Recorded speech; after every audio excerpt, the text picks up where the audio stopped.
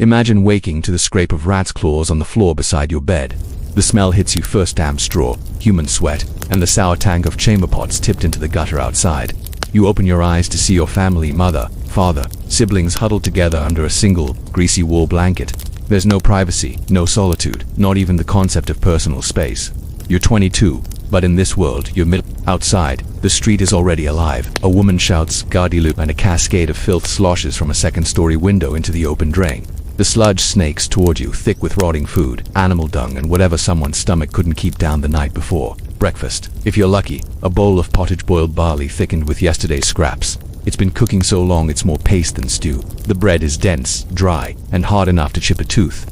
Sometimes it's bulked with ground-up bark or sawdust. You drink weak beer because water here is poison. The air smells of smoke, rot, and unwashed bodies, and no matter how long you've lived here, you never get used to it. You pull on the same stiff, sweat-stained tunic you've worn all year. Shoes, not unless you're wealthy or desperate enough to steal them. You step into the street barefoot, your toes sinking into mud laced with manure. The sound of church bells echoes through the damp air, but they don't mean hope, they mean work. Always work. From sunrise to sunset, you labor. If you're a farmer, you bend your back to the plow, your hands blistering around the wooden handle. If you're a mason, you heave stones until your shoulders burn. There's no weekend, there's no day off, there's no sick leave. If you break a bone, you bind it yourself and pray. If you get sick, you drink more beer and hope it passes. Medicine here isn't healing, it's ritual. A barber surgeon might saw off a limb without anesthesia. A doctor might prescribe leeches to balance your humors. And if infection sets in, you've already begun dying. Death is always close. The plague could come without warning, sweeping through in days. A knife fight over a loaf of bread could end you in seconds. Punishments are brutal: hands lopped off for theft, tongues ripped out for blasphemy. War never feels far away, even in peace. Your lord could call you to fight a battle that isn't yours. Your life expectancy, 35 if you're lucky. But you're not lucky. No one here is. Cut to black. Imperial Russia. The coup of the century fade in a candlelit room in the Winter Palace. The air smells of beeswax and fur. Outside, St. Petersburg is blanketed in snow. The Neva River lies frozen under a pale moon. A German princess stands at the window. Sophia von Holtz observes is her name, at least. It used to be. Now, she is Catherine, newly converted to the Orthodox faith, married to the future Peter III of Russia. Her gown is velvet, her jewels gleam. But in this palace of gold, she is a prisoner of politics. Her husband is a mad child. He spends his nights playing with toy soldiers, drinking himself into oblivion, and insulting the very army that will one day guard his throne. The court whispers. Ministers conspire. Catherine watches it all with a careful smile, hiding the steel in her eyes. Years pass. Humiliations mount. But Catherine learns. She studies Russian history, politics, philosophy. She befriends the right generals, seduces the right allies. She waits. Then 1762. The moment arrives. Peter is away at Oranienbaum. His enemies are ready. Catherine mounts a horse, wearing the green uniform of the Preobrazhensky regiment. Soldiers kneel before her. She rides through St. Petersburg, her face calm, her voice steady. In hours, Peter is overthrown. Days later, he is dead officially of natural causes. Few believe it. Catherine is 33 years old. She now rules the largest country on earth. She becomes the enlightened empress. She writes to Voltaire, frames laws, funds schools. She invites Western philosophers to her court, but the other side of her reign is iron and blood rebellions crushed, dissent silenced. Under her, Russia expands, swallowing land from the Baltic to the Black Sea. Power, she knows, is never given it, is taken, and kept only by those ruthless enough to wield it. Cut to black. The Maya tomb, the Red Queen fade in. The jungle hums with life. Cicadas scream in the humid air. Vines coil around crumbling stone. We descend into the ruins of Palenque. It is 1994. Archaeologists break through a wall inside Temple 13. Their lanterns reveal a chamber untouched for over 1,000 years. At its center lies a stone sarcophagus. They pry it open and the air inside is heavy with mercury dust. The body within is coated in cinnabar, a toxic red powder sacred to the Maya. A jade mask covers her face. Her bones are wrapped in fine textiles. Around her lie obsidian blades, pearl ornaments, and seashells from distant coasts. She is quickly dubbed the Red Queen. Who was she? Some believe she was Lady Sakbu Ajor, wife of King Pakal the Great.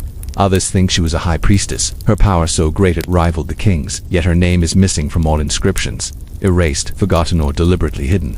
Cinnabar to the Maya meant rebirth. Death here was not an end, but a transformation into divine form. The Red Queen's burial was more than royal, it was cosmic. She was being prepared not just for the afterlife, but for eternity. Her bones whisper secrets we may never fully understand. Cut to black. Frida Kahlo, turning pain into power, fade in. Mexico City, 1925. The air is warm with the scent of diesel and roasted corn from street vendors. An 18-year-old girl steps onto a bus with her boyfriend. Her name is Frida. Moments later, steel rips wood, glass shatters, screams fill the street. A metal handrail spears through her pelvis. Her spine is shattered in 3 places. Her legs are crushed, blood pools beneath her. Doctors don't expect her to survive. She does, but the pain will never leave. Bedridden for months, she takes up painting. At first, it's to pass the time. Then, it becomes her language. Her canvases hold her broken body, her heartbreak, her rage. She marries Diego Rivera twice. He cheats, lies, betrays her. She cheats back. Their love is volcanic, destructive, irresistible. Her paintings are not delicate landscapes. They are raw, surreal, political. She paints her miscarriages, her surgeries, her spine as a shattered column. She paints her Mexico, its colors, its history, its wounds. When she dies in 1954, she is barely 47, but her work, her defiance outlives her. She becomes an icon, not for beauty or romance, but for turning agony into art. Life in the Middle Ages, a day you wouldn't survive. Forget the fairy tales. Life in the Middle Ages was not all knights in shining armor and grand feasts in candlelit halls. For most people it was cold, filthy, backbreaking, and brutally short. It was not a grand story of honor. It was a daily fight to simply make it to the next sunrise. You wake before the sun, not because you want to, but because the noise wakes you. The scrape of rats' claws along the wooden floorboards, the creak of your neighbor's boots in the cramped loft above, the distant bleating of a goat. Your eyes blink open into a gray half-light filtering through the cracks in the shutters. The air is icy and your breath puffs into small clouds. You are lying on a straw mattress, and the straw is not fresh, it is damp, flattened, and alive with fleas. They bite at your ankles, your wrists, the soft skin behind your ears. The itch is constant, but scratching just makes them bite more. Your only cover is a wool blanket, coarse and greasy to the touch, which hasn't been washed since the day your mother inherited it from her mother. You roll over. There's no privacy here, there's not even the idea of it. Your parents sleep on the same bed platform, your younger siblings piled at the foot, and a cousin who came to stay for a week 3 years ago wedged in beside you, bodies pressed together, sharing warmth. You've grown used to the smell, a mix of unwashed skin, stale sweat, and the faint ammonia sting of urine from the youngest child's nighttime accident. You pull yourself upright, joints aching despite your age 22, which in this time makes you nearly middle-aged. The average life expectancy hovers between 30 and 40 years, but that's only if you survive the constant onslaught of sickness, accidents, and bad luck. You reach for your shoes, but there are none. You wore through your last pair months ago. Only the rich have leather. Peasants make do barefoot or with crude wraps of cloth, sometimes stiff with dried mud. Your toes curl against the cold floorboards before stepping into the even colder dirt outside. The street is a narrow ribbon between leaning wooden houses, so tight the upper floors almost touch.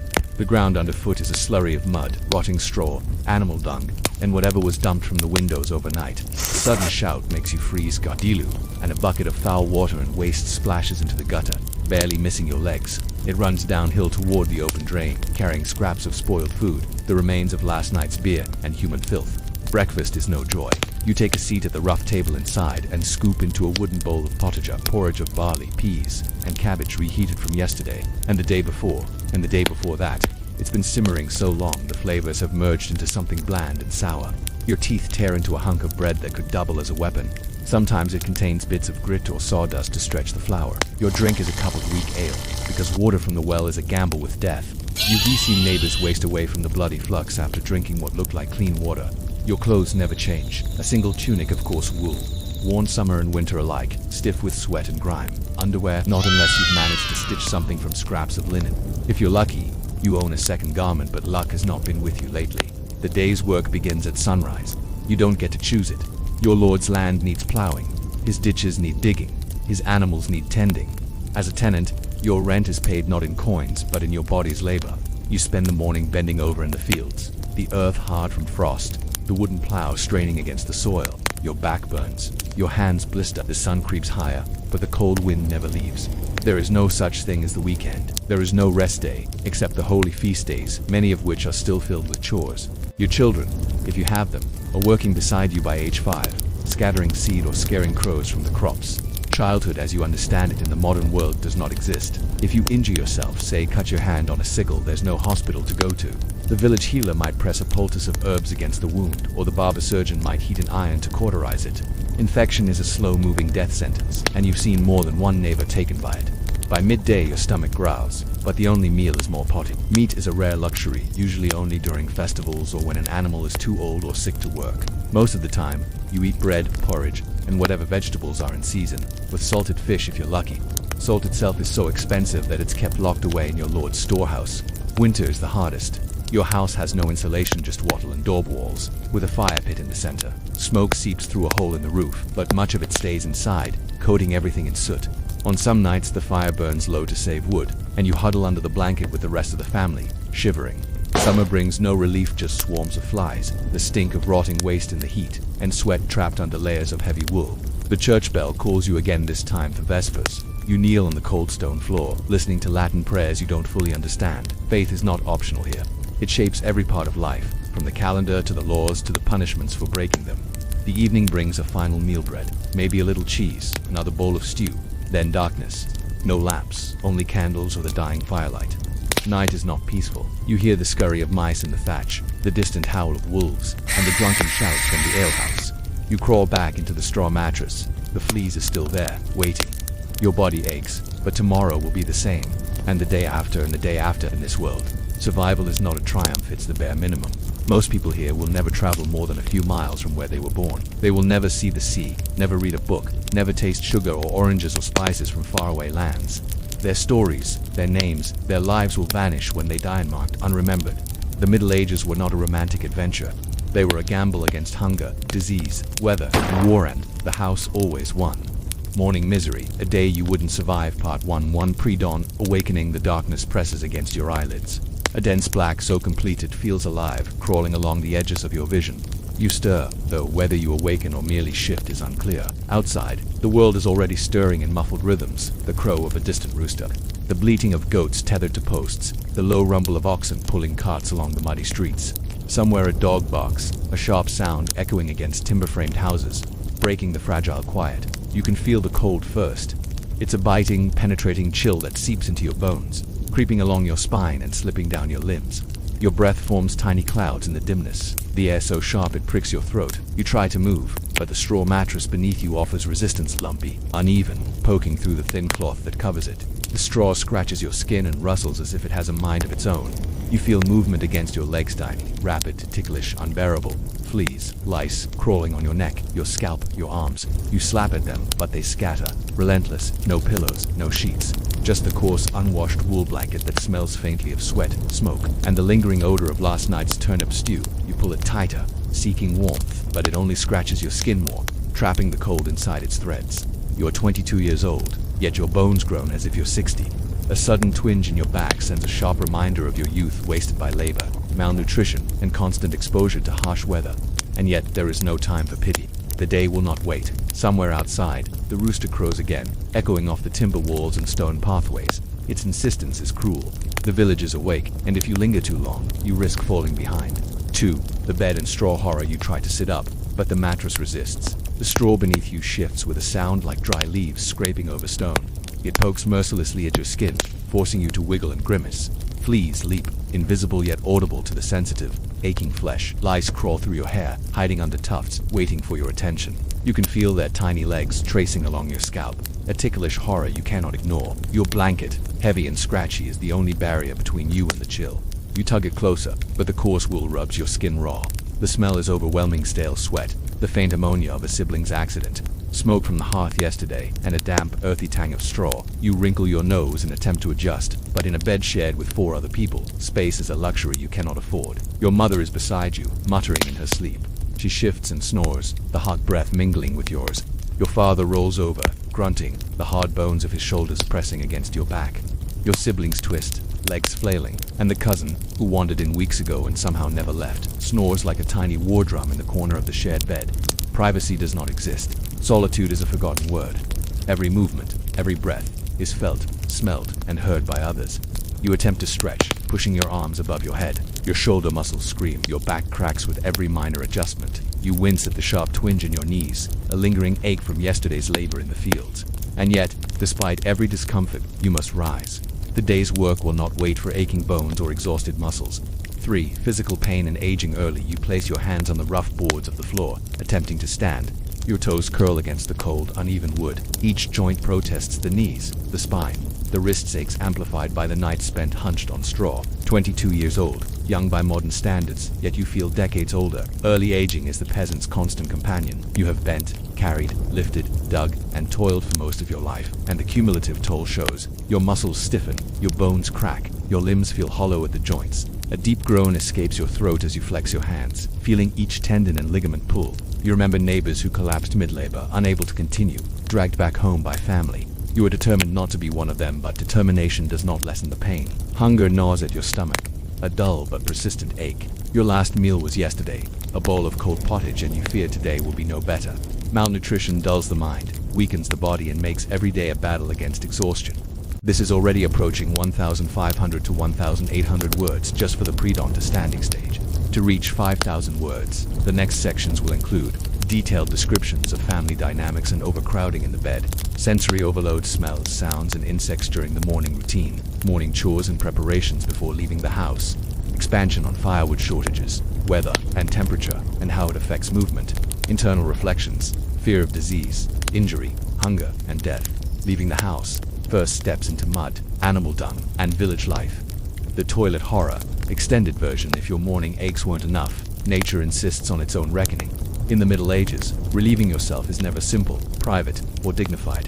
There are no porcelain thrones, no flush of clean water, no soft rolls of toilet paper. Instead, your options are crude, uncomfortable, and often dangerous. At home, there is a wooden bucket. It is blackened and slick, the residue of repeated use building up over days, perhaps weeks. The smell is unmistakable, a pungent mixture of stale urine, human waste, rotting food, and the faint tanks of straw. You approach it carefully, balancing the need for relief against the horror of what awaits. Each movement is deliberate. You brace your hands, avoiding the edges slick with grime, and you pray that the floorboards beneath you don't creak and announce your business to the household. Once finished, the bucket must be emptied. You lift it gingerly, feeling the weight of liquid and solid matter sloshing dangerously close to the rim. The stench clings to your hands and arms, crawling along your skin despite your best efforts. You carry it to the door or window and raise your voice, Gadilabu. The warning echoes down the street, intended to save an unsuspecting passerby from an unsanitary shower. Then, with a tense tilt, the bucket tips. Waste crashes into the gutter or street below, splashing in brown-green slurry, mixing with mud, rainwater, and whatever scraps of food or animal waste litter the road. The smell rises sharply, stinging your nose, and your stomach turns. You shiver, half from disgust, half from the cold that bites through your threadbare tunic. Public latrines are no better. A long trench, a narrow wooden bench with crudely carved holes, or a row of stone slabs, these are the community toilets. Here, privacy is non-existent. You sit shoulder to shoulder with strangers, the constant proximity amplifying every sound and smell. People cough, groan, or wail with discomfort. Children may whine nearby, their cries mingling with the odor of unwashed bodies. The stench is thick and suffocating. Ammonia, fecal matter, rotting food, mold, and the occasional whiff of manure from nearby animals. Flies swarm relentlessly, landing on skin, hair, and the surface of the trench. Their buzzing is constant, a maddening accompaniment to an already unbearable experience. Wiping is an exercise in ingenuity and endurance. There is no soft paper, only what you can find. Stray pieces of straw, dried leaves from hedgerows, moss gathered from damp corners, or, in the worst case, your bare hand. Each option is uncomfortable, harsh, and rarely sanitary. The residue sticks, the smell lingers, and the threat of infection looms. Your mind registers every imperfection, every splinter, every bug crawling across your hands. Water is scarce and dangerous. Streams may provide a chance to wash, but they are often shallow, stagnant, or contaminated with runoff from farms and homes. Washing your hands, face, or even a garment may refresh you briefly, but it carries a significant risk. Dysentery, cholera, or parasites could easily enter your body through this same water. Drinking it is a gamble with mortality. Wells are often polluted. Ponds are open to animals and waste. Every sip could be fatal. Even the latrine's architecture adds to the ordeal. Wooden seats are rough, splintered, or rotted. A misstep could send you tumbling into the trench below, immersed in filth. Winter makes it worse. The cold seeps into your bones as you squat, shaking uncontrollably, your breath forming clouds in the frozen air. Summer offers no relief. Heat combines with stench, creating nausea-inducing waves that make even a brief stop unbearable. The psychological burden is immense. Every trip is a confrontation with your own vulnerability. You are exposed, physically and socially. Disease is ever present, the risk of contamination high. Even the simplest act of relieving yourself becomes a battlefield, one where your body and mind are tested. Each time you finish, you scrub your hands in the best water you can find, but the smell clings, the grime persists, and the memory lingers. Village life adds another layer. Children may watch curiously, elders scowl at your fumbling, and neighbors gossip about the unclean. Social norms dictate that modesty and hygiene are attempted but rarely achieved. Even the act of washing hands in public becomes a display, fraught with fear of judgment or ridicule. The filth of everyday life seeps into your consciousness, a constant reminder that survival requires endurance of humiliation as much as hunger or labor. And yet, there is no pause. You must move on, because the day waits for no one. You return to your chores, your work, your labor in the fields or the home. The memory of the toilet horror still clinging to your senses. You are left with raw hands, a churned stomach, and an uneasy knowledge that tonight, the same ordeal will return. Survival is measured not in comfort but in small victories. Making it through a day, a meal, a chore, a trip to the latrine without calamity. By the time you step out again, the morning is well underway. The street is already alive with sounds and smells, the clatter of carts, the braying of animals, the smoke of cooking fires mingling with the lingering odor of last night's waste. You feel the weight of the world pressing down. The relentless reality of survival in every ache, every sting, every waft of filth. The toilet horror is only one episode in a life defined by discomfort, danger, and the constant negotiation between your body's needs and the unforgiving environment. Every moment is a struggle, every step a test. Even your most private acts demand courage, resilience, and grim acceptance. And still, you press forward, knowing that in the Middle Ages, to live is to endure, and to endure is the closest thing to victory one can hope for. Breakfast of champions, a day you wouldn't survive. After surviving the morning's cold and the indignities of the toilet horror, your stomach reminds you of another relentless medieval reality: hunger. Breakfast is not a leisurely affair. There are no sizzling bacon strips, golden pastries, or steaming cups of coffee. There is barely food at all. In the Middle Ages, your first meal of the day is dictated by scarcity, not taste, and often it is a crude mixture of whatever is available in the larder or can be scavenged from the fields. Most mornings it is pottage, a sludgy stew of grains, vegetables, and occasionally a scrap of meat. Leftovers from yesterday are simmered for hours, sometimes for days, until the flavors meld into a gray-brown mush that tastes more like necessity than nourishment. If you are lucky, there may be some beans or cabbage tossed in, perhaps a root vegetable or the tiniest bit of salted fish. Those spices are reserved for wealthier tables. The smell is a heavy, musty aroma, a combination of overcooked grains, rotting vegetables, and the faint tang of rancid fat. The texture is lumpy and sticky, the liquid thin and cloudy, the whole concoction sometimes sour from fermentation. Bread is another staple, but it is often as much punishment as sustenance. Hard as rock, dense, and occasionally mixed with sawdust or bran to stretch it further. Bread can crack teeth if bitten too forcefully. The loaf may be stale or moldy, with a rough, uneven crust.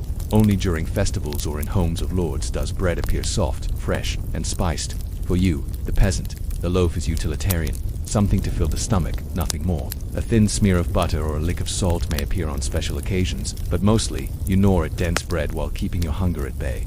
Drink is another matter. Water is dangerous, often contaminated with animal waste, runoff from latrines, or chemical residues from the workshops and fields. A sip could mean illness, dysentery, or death. Instead, you drink small beer, a weak fermented brew made from barley. It is low in alcohol, often cloudy and sour, but it is safer than water and provides minimal nutrition. Its taste is bitter and yeasty, its aroma sharp and sour. Children drink watered-down versions, and even then, only in tiny sips. The mug warms your hands, but does nothing to satiate the gnawing hunger in your belly. If the season allows, you might find scraps of cheese or a piece of salted fish, but these are rare luxuries. Meat, in particular, is a treasure you are unlikely to touch. Pigs, cows, and chickens are valuable to the household or lord. They are eaten sparingly, reserved for feast days or special occasions. Even the bones left from a shared meal are prized for broth, their marrow sucked out with relish. Breakfast is eaten quickly, with no ceremony or conversation, unless it concerns work or survival. The family gathers around a rough wooden table or perhaps just sits on the floor. You share the meal with siblings and parents, each of you keenly aware of scarcity, measuring every bite, sometimes shoving or grabbing out of instinct rather than politeness. No one lingers over flavor. Taste is secondary to the primal necessity of filling the stomach before the day begins. The process is often messy, pots are blackened from overuse, spoons crude, and the stew itself may be full of grit or husks from poorly milled grains. The smell of the food mingles with the lingering stench of the house, smoke from the fire, the odors of unwashed bodies, and the faint traces of yesterday's latrine visit. Every bite is a negotiation between nutrition and revulsion, a compromise your body accepts reluctantly. Children are taught early to eat quickly and quietly, lest a stronger sibling or cousin take their portion. Often, arguments erupt over the smallest scraps. Hunger sharpens tempers, fuels jealousy, and forces the young to develop cunning. Survival is a competition, even at the table, and the lessons learned over pottage and hard bread shape your understanding of the harsh world you inhabit. Meals are also seasonal. In summer, you may enjoy thin porridge made with fresh vegetables, wild herbs or berries, the sweetness of summer fleeting and modest. In winter, food is heavier, often soured or fermented, the grains coarse, and meat almost non-existent. Preservation is primitive. Salt is scarce and expensive. Smoking meat or drying fish is a laborious necessity, if you are very unlucky. Frost or famine has destroyed crops, and breakfast may consist of little more than water or a few stale crumbs. Every bite comes with risk. Porridge or bread may be tainted with ergot, a fungus that causes hallucinations, convulsions, or death. Spoiled meat may bring dysentery or worse, and even when food is safe, it rarely provides adequate calories, protein, or nutrients. Weakness sets in quickly, muscles ache from undernourishment, and your body is ill-prepared for the labor that awaits. The psychological toll of breakfast is profound. It reinforces the constant tension between hunger and survival, between necessity and dignity.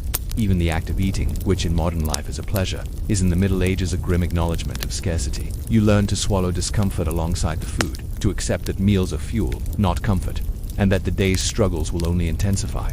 Once breakfast is finished, you rinse your hands in the nearest water, often only enough to remove the worst of the grime.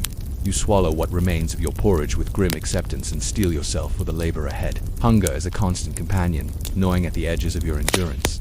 You know that this meager meal may be all you eat until sunset or later. If misfortune strikes in work, mischief or illness prevents a proper evening meal. In the Middle Ages, breakfast is not a pause, not a pleasure. It is an endurance test, a grim prelude to a day of toil, exposure, and danger. Every swallow, every sip, every crumb is a negotiation with the limits of your body and the cruelty of your environment. And yet, you survive. For now. Work until you drop. A day you wouldn't survive once you are dressed in your rough, itchy wool tunic. Your day truly begins. There is no rest, no leisure, no time to recover from the morning's cold, filth, or meager meal. In the Middle Ages, work is not optional, it is the price of survival. You are a peasant, and from sunrise to sunset, your body belongs to the fields, the animals, the household, or the whims of a lord who may never know your name. You step into the yard and immediately feel the weight of labor pressing down. The ground is muddy, churned from rain or the hooves of animals. Small rocks and shards of wood pierce the soles of your worn boots, or, if you are shoeless, your bare feet are cut, bruised and calloused, each step a negotiation between endurance and pain. Your hands, raw from chores, tighten around a wooden tool, a spade, hoe, rake, or pitchfork, depending on the day's demands. Calluses already hard and cracked from previous toil sting as you grip the rough wood. The first hours of labor are physically punishing. You plow fields, using oxen or horses if you are fortunate, or your own strength if not. The soil is heavy, wet, and unyielding. Stones resist every thrust, roots tangle and snap your tools. Your back arches, shoulders strain, legs ache, and sweat begins to soak through layers of wool, chilling as it evaporates in the morning breeze. There are no breaks except for those dictated by hunger or exhaustion, and even these are brief. Children, barely 5 years old, mimic your motions, tasked with weeding, fetching water, or caring for small animals. From an early age, every member of the family is conscripted into survival. You see a little girl tugging at weeds, hands bleeding from thorns, while a boy her age carries buckets of water from a distant stream. Their faces are serious, prematurely hardened by necessity. Play is a memory, a luxury they will never fully know. Animal care consumes hours of your day. Feeding pigs, chickens, and cows requires lifting heavy buckets of grain or forage, scattering it with precision, and ensuring none is wasted. If a pig escapes, it is your responsibility to capture it before it damages the fields or neighbor's property. Milking cows is backbreaking and precise work. One wrong movement can result in spilled milk and reprimand. Every task is measured in survival. Produce enough, or the household goes hungry. In addition to field labor, there are household chores that demand equal effort. Firewood must be chopped, carried and stacked, despite splinters, blisters, and frostbite. Water must be drawn from the nearest well or stream, a long, exhausting trek each time. If the weather is poor, rain-soaked clothes cling to skin, freezing the body and magnifying exhaustion. Storms can flood fields or damage roofs, adding extra work on days already punishing. The labor is unrelenting, and injuries are inevitable. A misstep with a hoe can split a hand. A fall from a cart can crush a foot. A twisted ankle in a muddy field, a burn from the hearth, or a cut from a sharp stone are daily hazards. Treatment is primitive. Bandages are rags, salves are basic mixtures of herbs and fats. Infection spreads quickly, and even a minor wound can turn deadly. Every injury carries the weight of lost labor, food scarcity, and potential death. Your body is taxed not only by physical effort but also by the environment. Summer brings swarms of biting insects, flies, gnats, and mosquitoes that feast on exposed skin, leaving it raw and irritated. Heat reflects off the ground, making wool suffocating, sweat dripping into eyes and clothing. In winter, frost bites fingers and toes, wind slices through layers, and water freezes in containers. There is no relief. Shelter is minimal, the hearth is small, firewood scarce. Illness waits at every corner, from fevers to plague to dysentery. The mental toll is relentless. Hours blend together in an endless loop of planting, harvesting, feeding, repairing, and carrying. There is no end in sight, no future guarantee that effort will yield reward. Hunger gnaws constantly. Sleep comes only briefly and poorly, and every day repeats the previous day's suffering. You are acutely aware of the delicate balance between survival and catastrophe. And every misstep in illness, a failed crop, a stolen animal could tip the scales. Even the social structure magnifies your toil. Lords demand tithes, taxes, or labor contributions. Failure to comply risks punishment, fines, flogging, or worse. Neighboring villages compete for resources, and crime is common. Theft is punished brutally. Your labor is never just your own. It is owed to a hierarchy that rarely shows mercy. Every stone lifted, every furrow plowed, every bucket carried contributes to someone else's wealth and security more than your own. Meals are brief interruptions, if at all. Hunger must be endured, water rationed, energy conserved. Pain becomes routine. Sweat, blood, and filth mingle on skin and clothing. By mid-afternoon, your body aches in every joint, your muscles burn, and fatigue makes your hands shake as you grip tools. Yet stopping is not an option. The work must continue, the crops must grow, the animals must survive, the house must be maintained. Nightfall is no relief. Darkness brings the chance to rest, but only briefly. If chores remain, they must be completed. Firewood must be replenished, animals fed again, meals prepared. Sleep comes in stolen fragments, often on the same lumpy straw mattress already crawling with fleas. Even rest is marred by discomfort, hunger, and the knowledge that sunrise will bring the same cycle again. For women and girls, labor adds domestic chores, cooking, cleaning, spinning wool, and sewing garments. Their day begins before dawn and ends long after dusk, weaving threads of survival while simultaneously managing children, household duties, and outdoor labor. Every family member, regardless of age or gender, participates in the relentless grind. The peasant's life is measured in repetition, endurance, and sheer willpower. Work is constant, punishing, and necessary. Failure means hunger, illness, or even death. There is no glory, no recognition, no safety net. Your body, your mind, and your spirit are tested every hour, every minute. Survival is a daily negotiation with exhaustion, exposure, and the cruel unpredictability of life in a world without modern conveniences. By the time the sun dips toward the horizon, you are broken, aching, and coated in mud, sweat, and grime. Hands are raw, back stiff, legs heavy. Every movement is a reminder of the hours spent bending, lifting, digging, and hauling. Yet you must survive until dawn once more. This is life in the Middle Ages, a relentless gauntlet measured in endurance, toil, and the small victories of surviving one more day. The weather wins a day you wouldn't survive, even after braving the morning chill. Enduring hunger and completing back-breaking labor, the environment refuses to grant you mercy. In the Middle Ages, the weather is not a backdrop, it is a constant, indifferent antagonist, capable of amplifying every hardship, punishing the unprepared, and sometimes ending life with cruel suddenness. Survival is measured not just by your skill or endurance, but by your ability to endure what the sky and seasons inflict upon you. Winter, cold, hunger, and frostbite. Winter is a season of relentless assault. Snow and ice blanket the fields, turning every task into an ordeal. Your thin wool garments are no match for biting winds that slip through gaps in clothing and tear at exposed skin. Fingers and toes go numb, muscles stiffen, and even breathing becomes a chore as the icy air bites lungs and throat. Firewood is precious, rationed carefully. Too little, and the cold seeps into bones. Too much, and the family risks depleting their already scarce reserves. Water freezes in buckets and streams, forcing you to chip away ice to retrieve a single sip. Rivers swell and freeze intermittently, making transport and chores dangerous. Walking across frozen fields risks hidden streams or ice patches. A fall can break a bone or twist an ankle, leaving you vulnerable and unable to work. Snow masks hazards, and storms can come without warning, burying crops and paths alike. Food scarcity worsens in winter. Porridge, bread, and small stores of salted vegetables or meat may be all that stands between you and starvation. Every task feeding animals, chopping wood, hauling water is more exhausting in the frigid cold, demanding greater energy than the meager calories you can consume.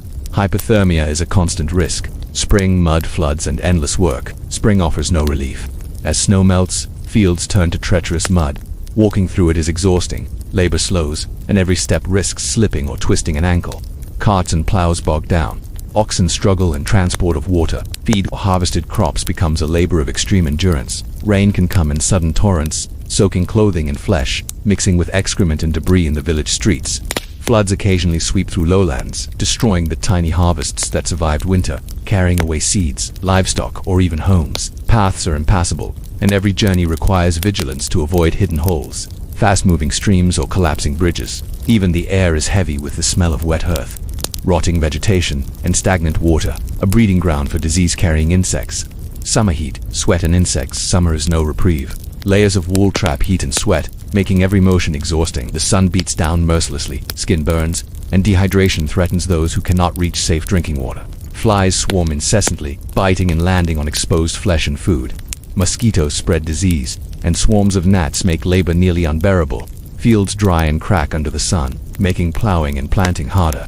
Wells and rivers may shrink, forcing long treks for water. Sunstroke, exhaustion, and heat-related illnesses are common, and even a short day in the sun can leave you weak, dizzy, and trembling. Autumn wind, rain, and the threat of famine. Autumn brings chill and wind, rain, and the looming specter of famine if crops fail. Leaves rot underfoot, making every path slippery. Storms blow in unpredictably, tearing roofs, toppling fences, and scattering harvests. The combination of damp, wind, and unwashed clothing ensures that sickness spreads quickly. Fever, flu, and colds are common, and recovery is slow without medicine or rest. Disease and environment. The weather is intertwined with disease. Standing water after rains becomes a breeding ground for mosquitoes. Cold, damp conditions weaken the body, making it susceptible to respiratory infections. Heat and humidity encourage the spread of lice and fleas. Every season has its own threats, and every task from walking to hauling water, from tending animals to harvesting crops is magnified by environmental hazard. Psychological toll. The weather does not discriminate or care for your effort. It is relentless, unpredictable, and often deadly. It governs your mood, your ability to work, your chance of survival. Anxiety builds with the approach of storms, frosts, or heat waves. Every glance at the sky is a calculation. Should I finish the field before the storm hits? Will the river remain passable? Can I reach the animals before darkness or cold overwhelms me? Even small inconveniences become amplified. Wet feet lead to blisters and infection. Frozen hands prevent you from gripping tools. Mud slows every task, ensuring that exhaustion sets in faster. The weather dominates your day, reshapes your body, and dictates the pace of survival. Acceptance and endurance. By sunset, whether in heat, frost, or wind, your body is battered, soaked, blistered, and raw. Clothes cling uncomfortably, muscles scream in pain, and exhaustion clouds every movement. There is no choice but to endure, to rise the next morning and face the weather once again. In the Middle Ages, human ingenuity can only mitigate the elements, never escape them. The weather is a constant competitor, a relentless force that ensures survival is never simple, never comfortable, and never guaranteed. Medical nightmares. A day you wouldn't survive extended. After enduring the relentless labor of the fields, the gnawing hunger, the biting cold, and the mud-laden streets, your body is already a battlefield. In the Middle Ages, sickness and injury are not rare interruptions. They are omnipresent threats, lurking in every corner, in every shadow, and in every breath you take.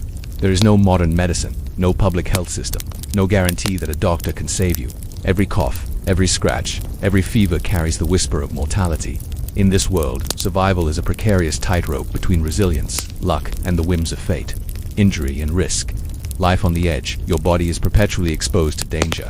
Every step is calculated, every motion a negotiation with gravity and sharp objects. A misstep while hauling water from a river can result in a twisted ankle, leaving you unable to work or even return home. A stumble on uneven cobblestones may crush toes or shatter your foot, forcing you to crawl back to the house. A swing of a hoe or axe can misalign, nick, or slice skin. Tools themselves are both lifelines and weapons against your own body. Splinters, cuts, bruises, and sprains are routine. Even minor wounds can escalate into deadly threats. With no antiseptics and filthy hands, a small cut can fester. Pus builds. The wound becomes blackened at the edges, and fever sets in. Within days, gangrene or septicemia may take hold. Survival often depends on recognizing the earliest signs and applying crude remedies, rubbing the wound with honey, vinegar, or crushed herbs. But even these treatments are inconsistent, and luck decides more than skill. Children barely old enough to walk steadily labor alongside adults. A 5-year-old may be tasked with carrying a bucket of water or tending chickens. One slip, one fall, and a broken arm or puncture wound becomes a family crisis. Their playfulness is sacrificed to survival. Their small bodies, ill-prepared for the strain, are exposed to the same dangers as adults. Disease and epidemics. Invisible killers. Illness is everywhere. Homes are damp, crowded, and poorly ventilated. Perfect incubators for respiratory infections. Dysentery, cholera, and typhoid flourish in contaminated water and through poor sanitation. Flies, lice, and fleas are tiny, merciless carriers of disease. Smallpox, leprosy, and bubonic plague strike suddenly, killing the strong and weak alike. Entire villages can be wiped out within weeks. Knowledge of disease is limited. Illness is often blamed on imbalanced humors, curses, or divine punishment. A fevered body may be bled in hopes of restoring balance. An infection may be treated with amulets, charms, or prayers. The line between superstition and medicine is blurred, and more often than not, these remedies do little to save life and sometimes hasten death. Barber surgeons and remedies.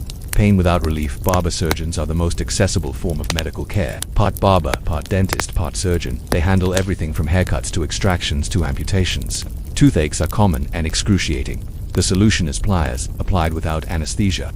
Broken bones may be crudely splintered, leaving the patient immobilized and in pain for weeks. Infections from cuts or burns are often treated with herbal pastes or honey, but with no knowledge of germs, wounds frequently fester. Childbirth is especially dangerous. Women often give birth at home with midwives who rely on experience and faith rather than science. Hemorrhage, infection, and stillbirth are common. Maternal mortality rates are high, and infant mortality is catastrophic. Half of children do not survive past their 5th birthday. Even surviving childbirth does not guarantee future health. Weakness, scarring, and chronic pain are frequent consequences. Environmental health hazards. Filth and contamination. Filth is everywhere. Human waste contaminates streets and water sources. Open sewers run through villages. Stagnant puddles breed mosquitoes, and latrines are shared by dozens.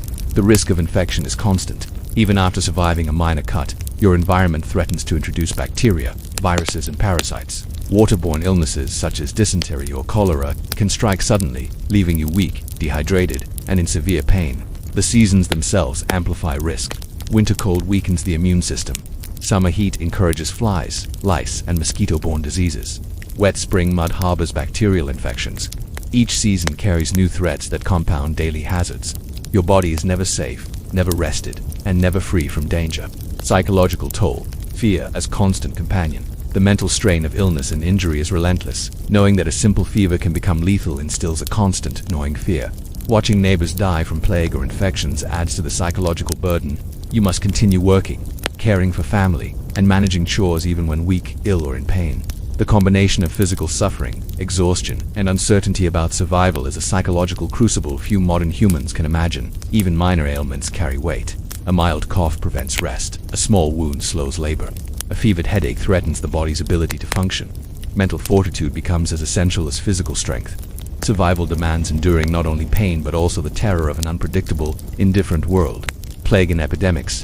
Death in the shadows. Epidemics are both sudden and terrifying. The Black Death, which decimated Europe in the 14th century, is a grim reminder of how invisible, microscopic agents could render human effort meaningless. Symptoms: fever, vomiting, swollen lymph nodes. Skin blotches appear within days.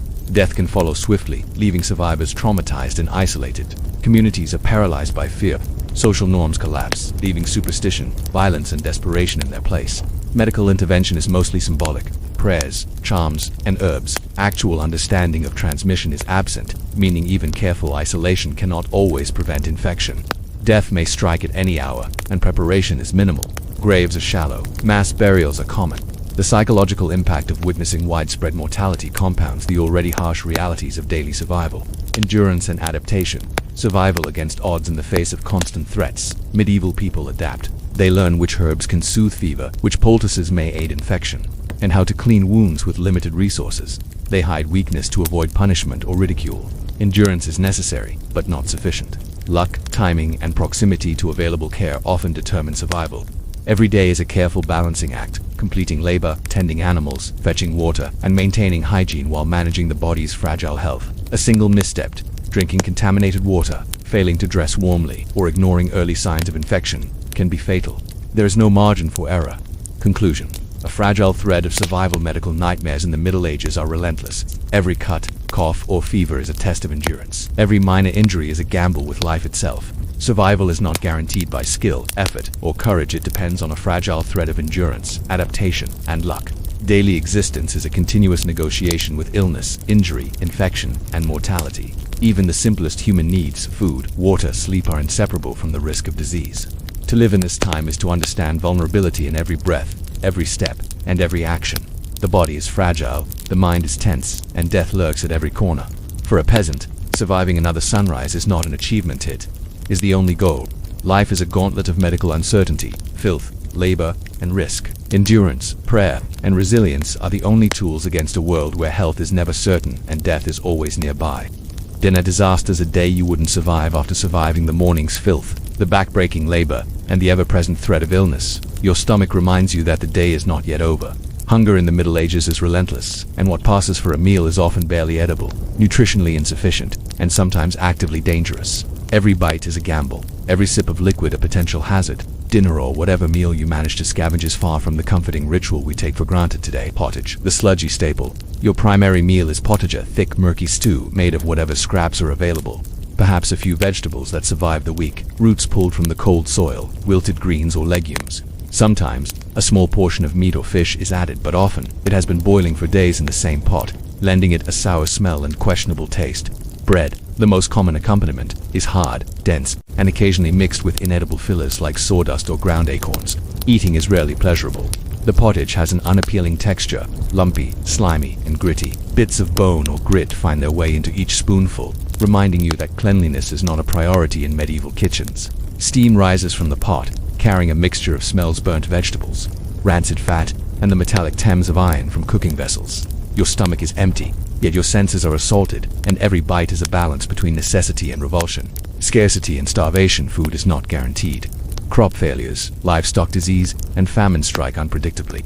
Entire villages have been reduced to eating roots, bark, or grass during bad harvests. Malnutrition is rampant. Rickets, scurvy, and other deficiency diseases are common. Children, already working in fields, are particularly vulnerable, their small bodies weakened by inadequate nutrition. Adults laboring from dawn to dusk often collapse from exhaustion and hunger. For many, meat is a luxury reserved for festivals or the wealthy. A peasant might go months without animal protein, relying on beans, grains, and occasional scraps of dairy. Protein scarcity weakens muscles, reduces stamina, and makes injuries harder to recover from. Meals are often eaten quickly, standing over the fire or at a rough wooden table, leaving little time for rest or conversation. Contamination and disease: food itself is a potential source of death. With no refrigeration, perishables spoil rapidly. Meat left out too long becomes breeding grounds for bacteria. Mold grows on bread, and grains may be infested with weevils. Worse, agartha fungus that grows on rye can contaminate bread, causing hallucinations, convulsions, or death. Consuming spoiled or contaminated food is a constant gamble. Water is just as perilous. Wells may be contaminated with runoff from human or animal waste. Rivers and ponds are breeding grounds for disease. Drinking water is often boiled or fermented into weak beer to reduce risk, but even that is no guarantee of safety. Every sip carries the chance of dysentery, cholera, or typhoid. Seasonal and environmental challenges: the quality and quantity of food vary by season. Winter is harsh. Root vegetables are your mainstay, often tasteless and meager. Summer provides more variety, but pests, rot, and contamination threaten every harvest. Food storage is minimal. Grain is kept in sacks or clay pots, exposed to rodents, mold, and moisture. The poor quality of food contributes to chronic weakness, disease, susceptibility, and shorter lifespans. Weather affects meals as well. Heavy rains can wash away crops, floods can ruin stored grain, and droughts lead to famine. A failed harvest is not an inconvenience, it is a death sentence for many. Those who survive may do so on meager scraps, roots, and wild herbs, their bodies weakened, their immune systems compromised. Social and economic pressures: even when food is available, access is controlled. The feudal system ensures that peasants provide a portion of their crops to lords. You work tirelessly to feed yourself, your family, and your lord's household. Hunger is constant, even for those who labor the hardest. Famine and scarcity create social tension. Theft, disputes over crops, and desperation are common. Food scarcity shapes behavior and culture. Meals are functional, not celebratory. Eating is done quickly, without waste, and sometimes without dignity. The rich dine with spices, meat, and wine, while the poor scrape by with pottage, bread, and water. The disparity reinforces the harsh hierarchy of medieval life, where access to nourishment is inseparable from status and power. The psychological impact of hunger: hunger is not just physical, it is psychological torture. The gnawing pain in your stomach distracts from work, sleep, and basic survival. Weakness makes you slower, clumsier, more susceptible to injury and illness. Watching others' children, neighbors, or siblings suffer intensifies the emotional toll. Malnourishment blunts thinking and dulls energy, making survival even harder. Coping mechanisms: medieval people developed strategies to cope with scarcity and poor nutrition. Herbs, wild plants, and foraged fruits supplement diets. Families preserve food through salting, smoking, or drying, but these methods are labor-intensive and not always effective. Communities may share resources during famine, but scarcity often brings conflict. Those who adapt survive. Those who cannot die quietly or publicly. Conclusion: food as survival, not comfort. Dinner in the Middle Ages is not a respite from hardship, it is another test of endurance. Every meal carries risk. Spoiled food, contaminated water, nutritional deficiency, and social pressure. Hunger, scarcity, and the threat of poisoning or disease are constant companions. Even when food is available, it is often barely edible, nutritionally insufficient, and morally taxing to obtain. In this world, survival is measured not by enjoyment, but by endurance. The ability to digest, metabolize, and withstand poor nutrition is as vital as strength, courage, or resilience. Each day, your body is pushed to its limits, not just by labor, disease, and injury, but by the simple necessity of eating. A meal is never comforting, it is a calculated gamble with life itself. Death comes early, a day you wouldn't survive if you have endured the morning misery. The toilet horror, the back-breaking labor, the illness, the starvation, and the constant threat of violence. You are still living on borrowed time. Life in the Middle Ages is measured not in decades but in days survived, and death is omnipresent. The grim reality is that mortality is not an abstract concept. It is immediate, visible, and unavoidable. Childhood, the first battle for survival for children. Life is a gamble from the moment they are born. Infant mortality is staggeringly high. Half of all children fail to reach their 5th birthday, claimed by disease, malnutrition, or accidents. A minor fever can escalate into death within days due to lack of effective treatment. Measles, smallpox, dysentery, and pneumonia run rampant, carried invisibly by flies, rodents, or older siblings. Birth itself is a deadly risk for both mother and child. Without modern medicine, delivery depends on midwives using crude instruments and herbal remedies. Hemorrhage, infection, and stillbirth are common. Mothers who survive may be weakened for weeks, struggling to feed and care for surviving children in an environment that offers no mercy. Even those who survive early childhood carry the scars of deprivation. Malnutrition leads to stunted growth, weakened immune systems, and chronic vulnerability to illness. Every scraped knee, punctured finger, or fever is a potential death sentence. Childhood in the Middle Ages is a continuous battle, and survival is never guaranteed. Adult life, a constant gamble. Reaching adulthood does not guarantee safety. Life expectancy is low, 30 to 40 years is average if you survive childhood. Even adults who appear healthy live under the constant shadow of death. Accidents, infections, violence, famine, and epidemics can strike at any moment. Work is relentless. Peasants labor from dawn to dusk, carrying heavy loads, plowing fields, and tending animals. Every tool, every animal, every task carries risk. A simple misstep can break bones, crush feet, or cause wounds that fester. Medical care is primitive. Even minor injuries can become fatal. Epidemics and plague. Death strikes at random. Epidemics are terrifyingly common.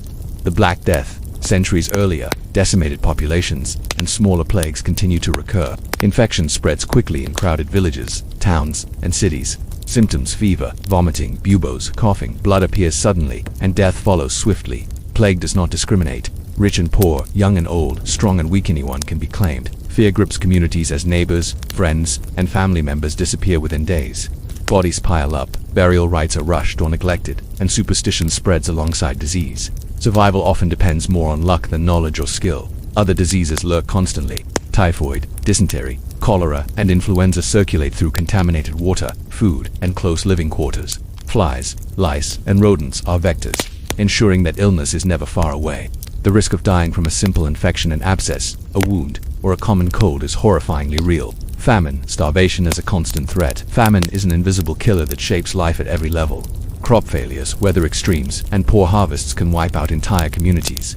Grain may be spoiled by mold or rodents. Livestock may die of disease, and wild food may be scarce. Hunger weakens bodies, slows healing, and increases vulnerability to disease. Famine can lead to desperation, forcing people to eat unsafe food, steal, or abandon their homes in search of survival. Starvation is slow, agonizing, and often fatal. Families may witness multiple deaths in a single season, leaving psychological scars alongside physical ones. The human body under siege every day. Your body is under siege. Weakness from malnutrition, exhaustion from labor, infection from wounds, and exposure to the elements combine to create a fragile existence. The skin is thin, the bones brittle, and the immune system compromised. One misstep, one cut, or one illness could mean the end. Even seemingly small hazards: rotting food, contaminated water, a splinter, a cold, carry immense risk. In the absence of modern medicine, antibiotics, vaccines, or reliable sanitation, survival requires vigilance, resilience, and perhaps the most arbitrary factor of all: luck. Social and psychological dimensions of death. Death in the Middle Ages is immediate, personal, and communal. You witness it daily. Children succumb to fever, neighbors die of infections, and elders fade away from neglect or exhaustion. Mourning is public, often short, because survival demands labor, not grief. The psychological burden is immense. Fear of death shapes every decision. Where to walk, what to eat, when to work, how to interact with others. Anxiety is constant. Dreams of security, comfort, and long life are luxuries you cannot afford. The role of luck and fate's survival often depends more on chance than skill. Two children born in the same village may experience drastically different fates. One dies of dysentery at age 3. The other survives into adulthood, scarred but alive. Luck, whether avoiding a contaminated well, escaping a fall, or surviving a fever, is a decisive factor in life expectancy. Even the strong, healthy, and cautious are not immune. Epidemics, raids, or natural disasters strike indiscriminately. Life in the Middle Ages is a fragile thread, maintained by endurance, caution, and sheer fortune. Conclusion: death is constant. Death is not a distant concept. It is omnipresent, immediate, and unavoidable. From infancy to adulthood, the threat of mortality shapes every aspect of life. Hunger, disease, violence, accident, and epidemic are constant companions. The average person does not live long enough to experience the comforts of old age, leisure, or security. Life in the Middle Ages is a daily negotiation with death. Survival depends on endurance, resilience, vigilance, and luck. Every meal, every step, every breath is a calculated risk. The harsh truth is simple. Life is short, brutal, and uncertain. Those who survive do so against overwhelming odds, but even survival offers no guarantees. Medieval existence is defined not by the castles, knights, or myths we romanticize, but by the relentless, inescapable reality of mortality. To live even a single day is an achievement. To reach adulthood, a miracle. The harsh truth. Why the Middle Ages were brutal. Not noble. If you've made it this far, you might be asking, were there moments of joy, community, or beauty? Perhaps. But the overarching reality of life in the Middle Ages is stark, unrelenting, and often merciless. This is not a world of chivalrous knights, romanticized castles, or noble quests. It is a world defined by survival, fear, and the constant negotiation between life and death. Every day is a gauntlet of labor, danger, and deprivation. Life is a continuous struggle. From dawn to dusk, the peasant, laborer, or commoner is enslaved by necessity. Morning brings aches, fleas, lice, and filth. Relief is brief. Work demands back-breaking labor in fields, forests, or workshops. There are no weekends, no holidays, no retirement. The rhythm of life is dictated by seasons, crops, and the will of lords and rulers. Weather is a constant adversary. Winters bite through wool and straw. Fires cannot be maintained without wood, and hypothermia is a real risk. Summers are sweltering, sweat-soaked, and swarmed by flies and insects. Rain turns streets and fields into mud traps, carrying disease and increasing the risk of falls, accidents, and infection. Even shelter offers minimal protection. Damp, drafty, overcrowded homes provide comfort only in imagination. Food is scarce, monotonous, and often unsafe. Pottage, hard bread, and weak beers sustain life, but rarely health. Meat, spices, and fresh produce are privileges of the wealthy. Starvation, malnutrition, and poisoned or spoiled food are constant threats. Eating is not pleasure, it is survival. The inescapable shadow of disease. Disease permeates every facet of life. Lice, fleas, contaminated water, spoiled food, and overcrowded living conditions turn every household into a potential incubator for infection. Epidemics sweep through villages and towns with devastating efficiency. Plague, dysentery, typhoid, and influenza are ever-present threats. A small scratch, a fever, or even a minor infection can spiral into death. Medical care is primitive at best, dangerous at worst. Barber surgeons extract teeth with pliers, set bones crudely, and bleed patients to balance humors. Herbs, poultices, and prayers offer limited relief. Hospitals exist only for the wealthy or the religiously privileged. For commoners, illness is a test of endurance, resilience, and luck. Violence shapes every aspect of life. Violence is normalized. Theft, murder, domestic abuse, and raiding are daily realities. Law enforcement is brutal and inconsistent, favoring the rich and powerful. Punishments are designed to terrify. Mutilation, branding, flogging, and public execution. Even simple disputes can escalate into fatal encounters. Wars, raids, and political conflicts cast long shadows. Villages may be burned, livestock stolen, and peasants killed simply for living in contested territories. Loyalty is demanded, strength is expected, and weakness is punished. Life is fragile, and death is near. Psychological and social consequences. The constant threats of hunger, disease, and violence take a mental toll. Fear, anxiety, and grief shape daily existence. Trust is scarce, communities are tight-knit but tense. Children grow up desensitized to suffering and cruelty. Adults bear the cumulative weight of trauma, exhaustion, and hopelessness. Even survival offers no respite from psychological strain. Social hierarchies reinforce brutality. The vast majority of people live under lords or kings, their labor exploited, their freedom limited, their lives dictated by wealth and power. Privilege and protection are rare, often reserved for the few who can wield force or influence. The commoner's life is a life of endurance, submission, and constant vigilance. Moments of respite are fleeting. Despite the relentless hardship, humans find brief moments of relief. A festival, a feast, a wedding, or a rare respite from labor. But these are temporary illusions of comfort in a world dominated by scarcity, disease, and danger. The overarching reality remains. Survival is hard, and death is always close. Why the Middle Ages were not noble. Hollywood and literature have romanticized the Middle Ages knights in shining armor, chivalrous deeds, honorable battles. In truth, nobility often meant power, cruelty, and exploitation. Violence, starvation, disease, and oppression defined the common life. Heroism was survival itself.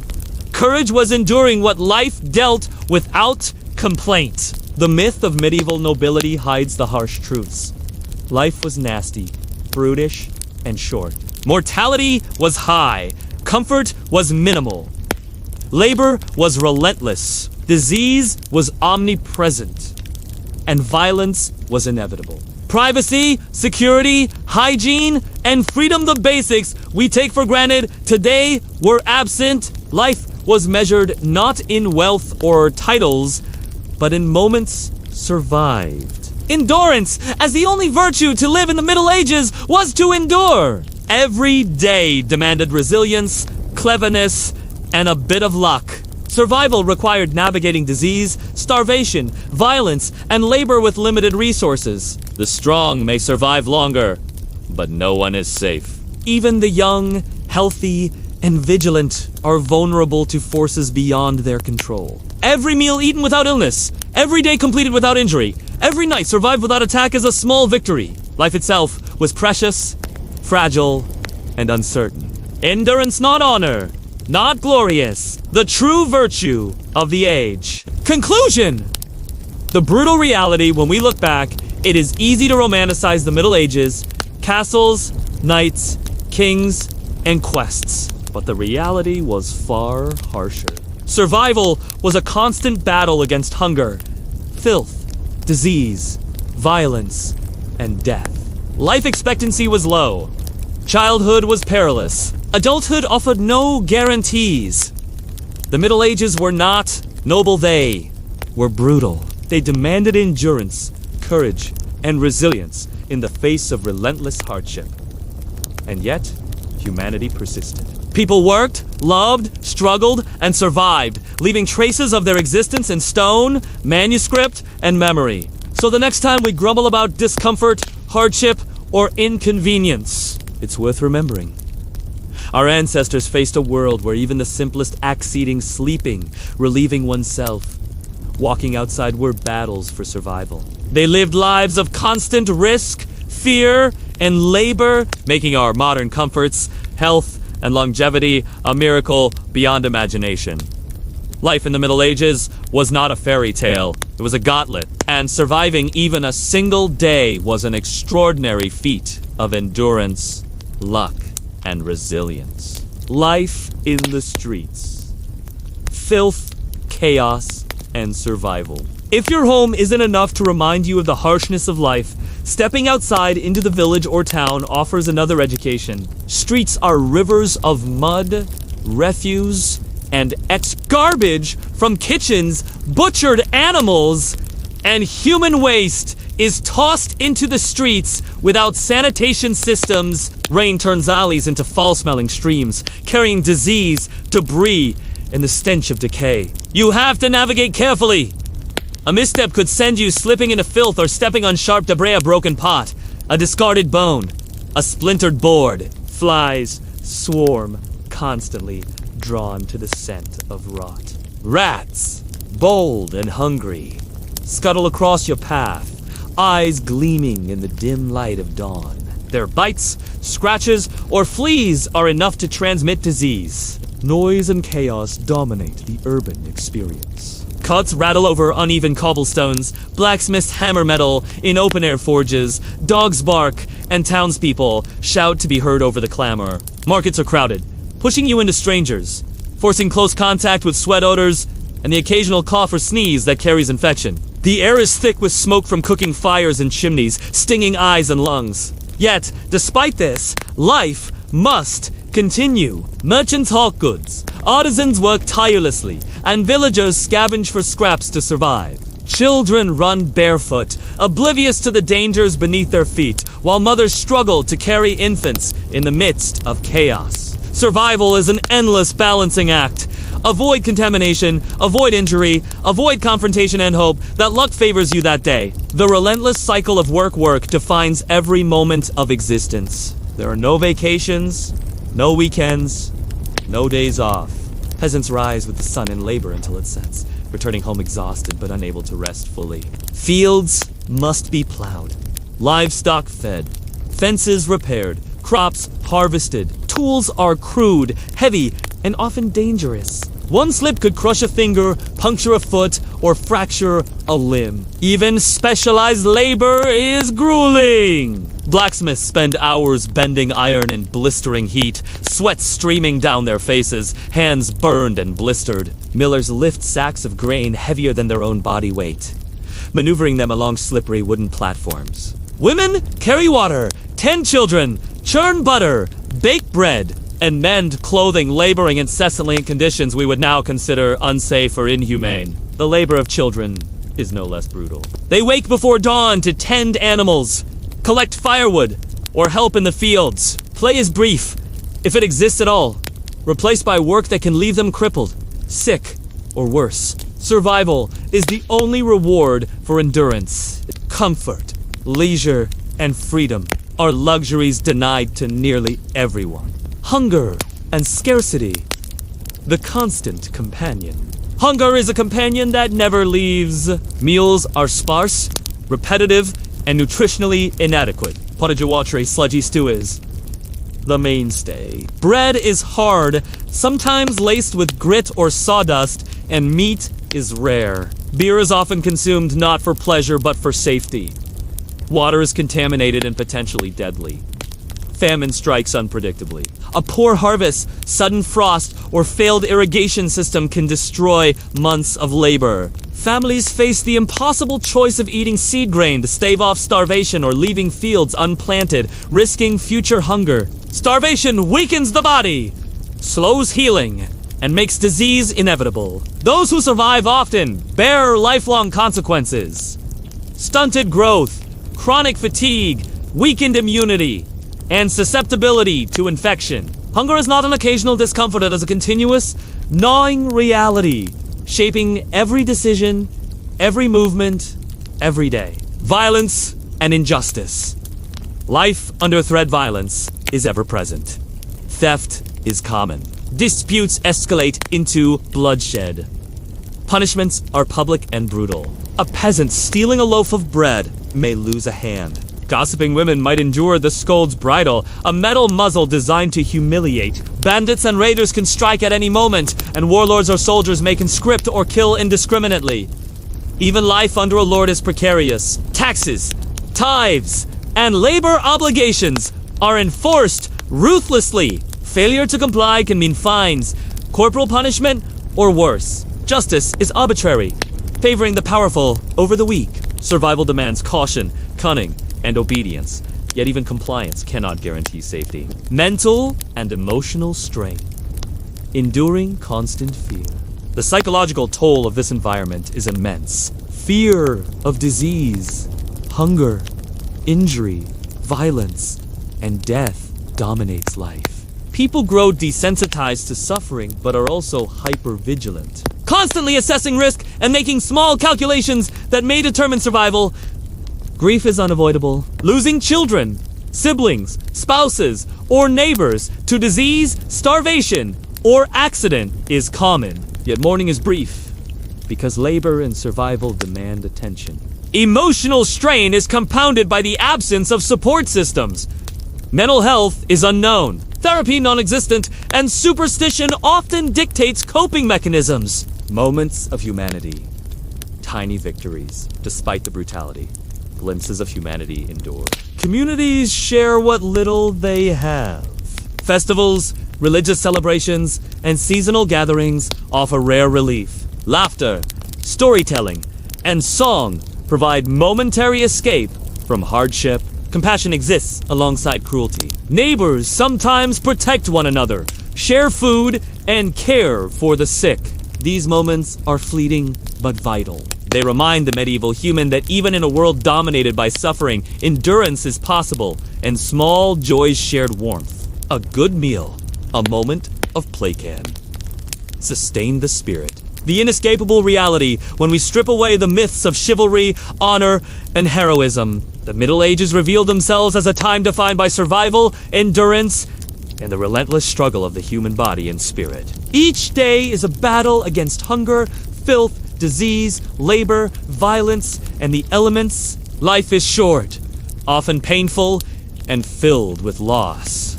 Yet, humanity persisted. Villages endured, cultures developed, art was created, and knowledge survived. The story of the Middle Ages is not one of comfort or ease, it is one of resilience in the face of near constant adversity. Every individual who lived through a day, a month, or a year overcame challenges that modern humans can scarcely imagine. Surviving the seasons, winter, summer, and the elements of the Middle Ages is not just a battle against poverty, disease, and filth, it's also a battle against nature itself. Seasons dictate survival, and every change in weather brings new threats. Modern humans may complain about hot summers or cold winters, but medieval life turns temperature into a daily struggle with life or death stakes. Winter, frost, hunger, and hypothermia. Winter is merciless. Temperatures drop well below freezing, yet houses offer scant protection. Walls are made of timber or wattle and daub. Roofs leak, and windows are often simple wooden shutters. Insulation is minimal. Straw and hay provide the only padding between you and the icy floor. Fires are precious. Maintaining a flame requires constant effort. Chopping wood, hauling fuel, and managing smoke. Smoke-filled rooms are the only warmth available, but stoking fires can be dangerous, risking burns or house fires. Without sufficient firewood, hypothermia can set in. Fingers, toes, and noses freeze. Frostbite is common and can lead to amputation or gangrene. Winter also brings hunger. Fields are barren.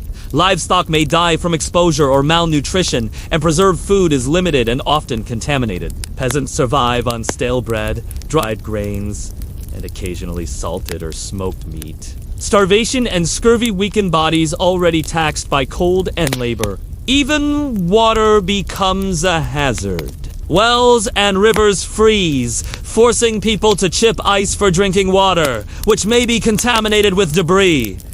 Drinking becomes a gamble. Dehydration competes with disease as a threat to survival. Summer, sweltering heat, and swarms of insects.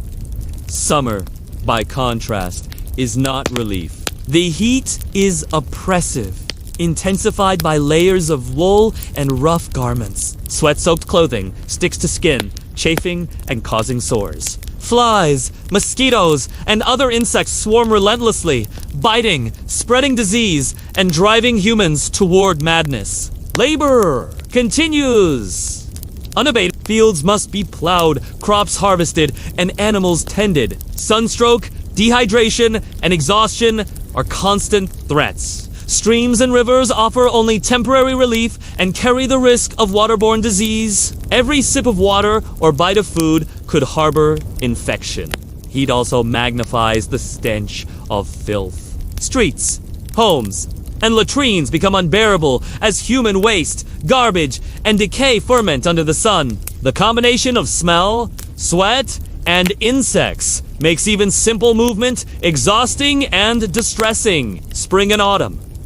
Transitioning hazards. Spring brings rain, mud, and the threat of flooding. Fields become waterlogged, tools heavy and slippery, and disease spreads quickly through damp conditions. Autumn is a time to harvest, and labor is relentless to ensure enough food survives the winter. Yet fall is also a time of famine risk if harvests fail or weather turns early. Seasons are more than inconvenience, they are life or death. Every peasant must adapt, anticipate, and endure, because the wrong preparation or misfortune could cost the family its survival. Religion, superstition, and psychological coping in a world dominated by danger, filth, and mortality. People turned to faith, superstition, and ritual for comfort and explanation. Religion was not only a guide to morality, but a survival tool, a psychological buffer against an unpredictable world. Faith as soulless church, attendance, prayer, and sacraments offered hope. Villagers believed that blessings could protect crops, livestock, and health. Holy water, charms, and relics promised divine intervention in times of peril. Religious festivals provided rare moments of celebration, music, and social interaction. Yet faith could also terrify. Illness, famine, and disaster were often interpreted as divine punishment. Confession, penance, and ritual purification were not only spiritual obligations, but ways to assuage fear of death and disease. The threat of eternal damnation loomed over every misstep, making life psychologically heavy as well as physically brutal. Superstition and folk practices beyond formal religion. Superstition pervaded daily life. Herbs, amulets, and charms were used to ward off evil spirits, curses, or disease. Villagers consulted local wise women or cunning folk for remedies that were part medicine, part ritual. Some practices were harmless, others were dangerous or fatal. Astrology influenced decisions from planting crops to arranging marriages. Omens on unusual birth. A comet. A sudden death could trigger panic or rituals to avert perceived disaster. Superstition was survival. When knowledge was limited, fear of the unseen guided behavior. Mental resilience. The combination of faith, superstition, and routine labor created a form of psychological resilience. Enduring daily hardship required compartmentalization, acceptance of risk, and the ability to normalize suffering. Children grew up learning these lessons through example, often becoming stoic and pragmatic at an early age. Even small joy storytelling, music, simple games offered mental relief. Humor, irony, and local gossip became tools to survive emotionally. Without these, the constant fear of death, disease, and deprivation would have been unbearable. Contrast with the privileged, nobility, and clergy. While the majority of people struggled to survive, the lives of nobles and clergy offered stark contrast, but they too were not free from danger. Castles provided warmth, security, and relative comfort, yet they were still threatened by war, disease, and political intrigue. Nobles enjoyed feasts, warm beds, and medical attention unavailable to peasants, yet they faced the pressures of warfare, governance, and betrayal. A single coup, like those that toppled kings and emperors, could end their lives or fortunes. Even the wealthy were not immune to the unpredictability of medieval existence. By exploring the seasons, weather, superstition, and the contrast between classes, we can see that medieval life was a relentless struggle of body, mind, and spirit. Endurance, adaptation, and small victories defined existence. Medieval entertainment. Fleeting joys amid hardship. Life in the Middle Ages is dominated by labor, hunger, and danger. Yet even in this brutal world, humans sought moments of relief and joy. Entertainment was scarce, simple, and often communal, offering temporary escape from daily suffering. Storytelling and oral tradition. Without books for the majority of the population, stories were passed down orally. Villagers gathered by the hearth, in courtyards, or during market days to hear tales of heroes, saints, and mythical creatures. These stories were not mere distractions, they reinforced community identity, cultural norms, and moral lessons. Bards and traveling minstrels brought news, music, and entertainment from distant lands. Their songs carried both humor and tragedy, teaching lessons about courage, loyalty, love, and survival. For a few hours, the struggles of labor, hunger, and disease faded into the rhythm of narrative and music. Games and physical play. Children played with improvised toys, sticks, stones, or wooden figures. Simple games like tag, dice, or ball games were common. These activities were brief but crucial, allowing young minds to develop, social bonds to form, and bodies to strengthen in preparation for adult labor. Adults engaged in physical games as well, often during festivals or religious holidays. Wrestling, archery contests, and mock battles provided not just amusement, but training for survival and warfare. In a world where strength and skill could mean life or death, play was never frivolous. Festivals and communal gatherings. Religious festivals were major events in the medieval calendar. Saints' days, harvest festivals, and church celebrations offered feasting, music, dancing, and temporary relief from labor. These gatherings strengthened community bonds, allowed for matchmaking, and offered moments of indulgence in food, drink, and camaraderie. However, even festivals carried risks. Overcrowding could spread disease, drinking could provoke violence, and accidents were common. Yet for a few precious days, the drudgery of medieval life was replaced by laughter, song, and shared human connection. Education. Knowledge as privilege. Education in the Middle Ages was a luxury. For peasants, knowledge was practical. Learning to tend fields, care for animals, or manage rudimentary trade.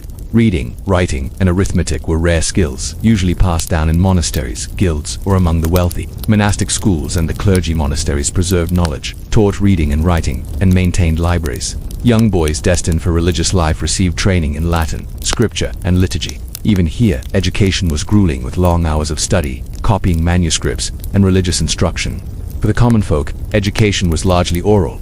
Songs, chants, and repetition taught history, religious stories, and moral lessons. Practical knowledge. Herbs, animal husbandry, and craft skills was passed from parent to child. Learning was tied directly to survival. Ignorance could mean death. Social life. Community and hierarchy. Social life in the Middle Ages was tightly bound to hierarchy, duty, and survival. Every individual had a role, whether as a serf, merchant, craftsman, or noble. Social mobility was rare. Birth largely determined your station in life. Village life. Villages were interdependent. Labor was communal. Fields were plowed together. Barns were built jointly, and neighbors helped during crises. Gossip, storytelling, and communal tasks reinforced bonds, but also enforced social norms. Transgression could be punished, sometimes brutally. Marriage was both social and economic. Alliances strengthened family ties and ensured survival. Love, while valued, was often secondary to duty and necessity. Dowries, inheritance, and land determined the stability of families and communities. Town and guild life. In towns, guilds regulated trade, enforced quality standards, and provided social networks. Craftsmen and merchants shared knowledge, skills, and support, creating pockets of relative prosperity. Town life offered slightly more opportunity for upward mobility than rural villages, yet competition, disease, and lawlessness remained constant threats. Nobility and court life. Were nobles. Social life revolved around power, alliances, and spectacle. Banquets, tournaments, and courtly rituals displayed wealth and reinforced status. Political maneuvering was constant. Betrayal and violence could strike even in opulent halls. For the majority, these gatherings were distant spectacles, yet they shaped laws, taxation, and opportunities that affected everyone below the social ladder. Rare moments of beauty and culture. Even amid suffering, humans created art, music, and craftsmanship. Illuminated manuscripts, tapestries, religious icons, and carved stonework reflected devotion, skill, and a desire to transcend the daily grind. Music, whether sung in churches, played by minstrels, or hummed in fields, provided solace and meaning. These cultural artifacts were both functional and aspirational. They communicated beliefs, recorded history, and celebrated human skill. For the ordinary medieval person, glimpses of beauty were rare but profound, moments where life felt larger than survival. The brutal yet resilient reality. By examining entertainment, education, and social life, a fuller picture emerges. Medieval life was harsh, but it was not devoid of humanity. Laughter, music, storytelling, learning, and communal bonds provided resilience against unrelenting hardship. Even in a world dominated by disease, filth, hunger, and danger, people adapted. Children learned, communities organized, and culture flourished in pockets of joy. These moments were fleeting, fragile, and often overlooked by history, but they were essential to survival, offering hope, identity, and meaning amid relentless struggle, law, crime, and the omnipresence of violence. Life in the Middle Ages was not only a battle against nature, disease, and poverty, it was a battle against human cruelty, injustice, and violence. Law was unevenly applied, punishments were public and gruesome, and survival often depended on cunning as much as strength. Crime and punishment. Stealing a loaf of bread could cost you a hand. Gossiping women risked the scold's bridle, a metal contraption that humiliated and inflicted pain. Mob justice and vigilantism were common, and local lords often enforced their authority with arbitrary cruelty. Public executions were both punishment and spectacle, reinforcing fear and obedience among the population. Violence was woven into everyday life. Fights broke out over disputes, land, or resources. Bandits roamed roads, raiding travelers and villagers alike. Warfare was constant for some regions, as rival lords, kings, and foreign invaders battled for land and power. The Middle Ages offered no guarantees of safety. Even your own home could be invaded, burned, or seized. The constant threat of death was omnipresent. Children died at alarming rates from disease, malnutrition, and accidents. Plagues swept villages with terrifying speed. Injuries that are trivial today, a cut, a burn, a broken bone, could turn fatal due to infection. Starvation, exposure, and violence were ever-present companions. Even the strong and skilled were not immune. Survival depended on luck, endurance, and adaptability. Every day could be the last, yet humans endured, worked, loved, and created despite constant danger. The resilience of the human spirit amid this relentless hardship. People found ways to persevere. Communities shared resources, rituals provided comfort, and fleeting joys. Music, storytelling, festivals, says the spirit. The human drive to survive, to endure, and to find meaning persisted despite the crushing weight of medieval reality.